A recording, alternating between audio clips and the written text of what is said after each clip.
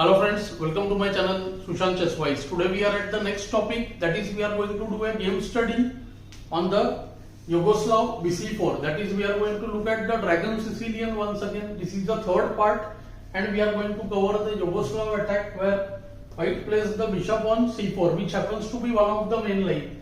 We are at the starting position of dragon here. Black has just played g6. Let's get to the starting of Yugoslav Bc4. So bishop e3, bg7, f3, castle, queen d2, knight c6.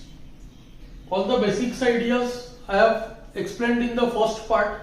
You can check out that lesson, why white has played f3 and why black did c6. He wants to attack d4 and black's main idea is d5. So to stop d5 here, white has to do one of the three things. Either he goes castle, controls d5, he plays bishop c4 to control d5, or he goes g4 so that after d5 there is g5. So in this case he plays the move bishop c4. It is one of the main lines of Yugoslav Bc4. Black wants to attack on the white king and so he has a plan. Bishop goes to d7, queen comes to a5 and rook ac8 and fc8, both lines are possible because this knight is trying to gain tempo over on this bishop. So knight e5, knight c4 is a very standard idea, but we are going to use this f rook to c8 so that in many cases rook b8, b5 ideas become more handy. This is more logical as well. White goes castle, queen a5 and now bishop b3. Bishop is protected since black is anyways going to play the move ne5. Now comes rook f8, h4, knight e5. g4 is one of the main moves here which we will cover in some other lesson. Today's topic is white wants to rush through his attack. He wants to play h5, bishop h6, trade the bishop, go hg and land his queen on the h6 square. White's attack looks menacing, but this is another point of playing the rook to c8. White often wants to trade everything on g7, get the queen on h6 and play d5. So the line bc4, bb3 has allowed black to gain some tempo to create his own attack as well. So now what happens is after h5, we are going to investigate a very interesting line for black. Black has the very strong move rook c3. Looks like a dubious sacrifice because if queen takes c3, we have just given up the exchange, right? But after queen takes c3 bc, there is knight takes h5. This position requires some detailed explanation. Black has one pawn for exchange, very true, which is insufficient, but let us see some other factors here. The bishop on b3 is not at a great point. a5, a4 will harass the bishop. c3 and c2 both are weak. The pawns have become double isolated and they are also on the open field. Rook is going to come to c8. So already with one pawn for exchange and plus second pawn weakness, this position becomes very critical and it is in fact not as good for white as it looks, because after the most logical move g4, knight f6, here white has to play very precisely. Like if he goes for some move like bishop f4 trading the knight, there can be knight into g4 followed by e5. In one of the games black even went knight f3, bg4, then took knight e4 and there were 4 pawns for rook and he eventually won that game also. But objectively maybe knight g4 followed by e5 is somewhat better. White goes rook h1 in this example, black goes rook c8, attacking c3, kb2 and now comes instant a5. If a4, then he can use ideas related to nc4, bc4, rook c4 when the a4 pawn falls. After a3, we can push the white bishop with a4, ba2 or wait for some time. Here black has the superb maneuver bishop e8. Bishop goes seemingly to a bad place, but it vacates the place for this f6 knight. The knight on e5 is eyeing the f3 and the c4 squares. And let's say if white goes with any move like rd2, trying to double rooks and all, there comes nd7. When we see that this position has now really become dominating one for black. This knight is heading to b6 and soon it will land on the c4 square. Look at the g7 bishop which is eyeing the whole diagonal, and this bishop eventually after knight b6, if this knight moves, it goes to bb5 and bishop c4. And again after the trade of light bishop, the knight will join the c4 square. So this position is actually in fact splendid and very good for black. So this was one of the main reasons I chose this, because it's very important to know these rook c3 related ideas, which becomes one of the most important point of dragon counterplay, we must say. Let's go to the main game where white played b takes c3. So after rook takes c3, b takes c3, this is now going to give black permanent compensation. His king side is weak, pawns are doubled, and black goes with the same idea, knight takes h5.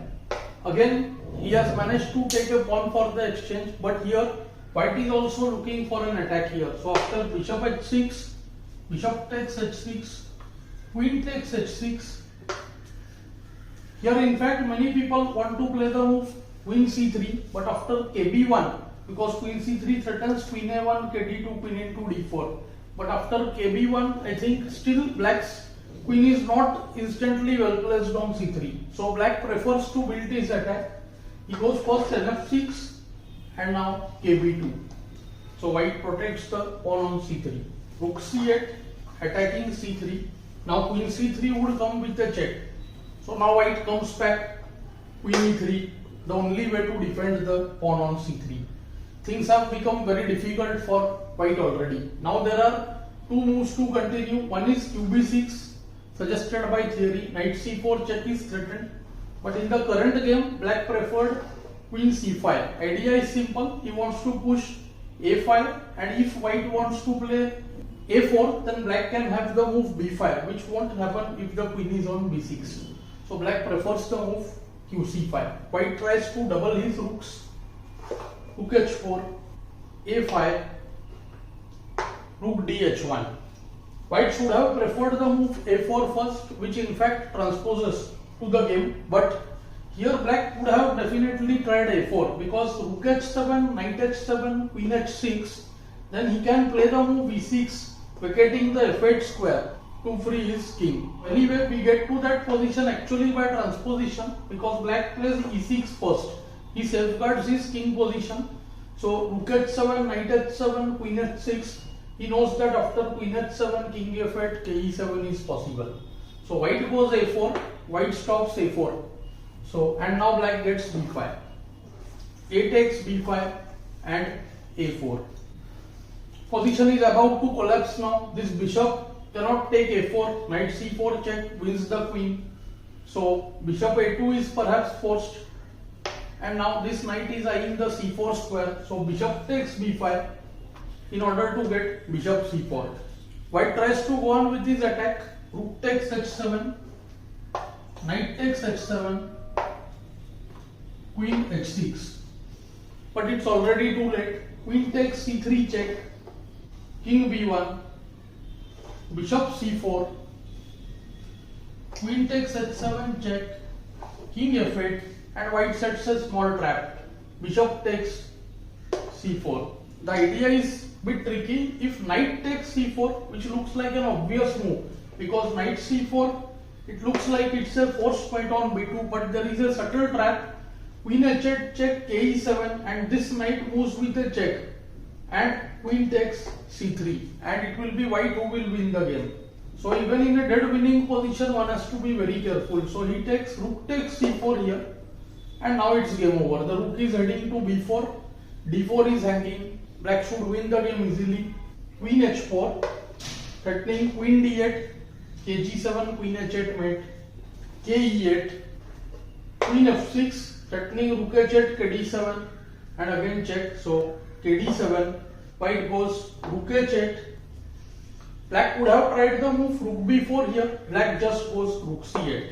The point of rook b4 is that after knight b3, he has queen e1 check.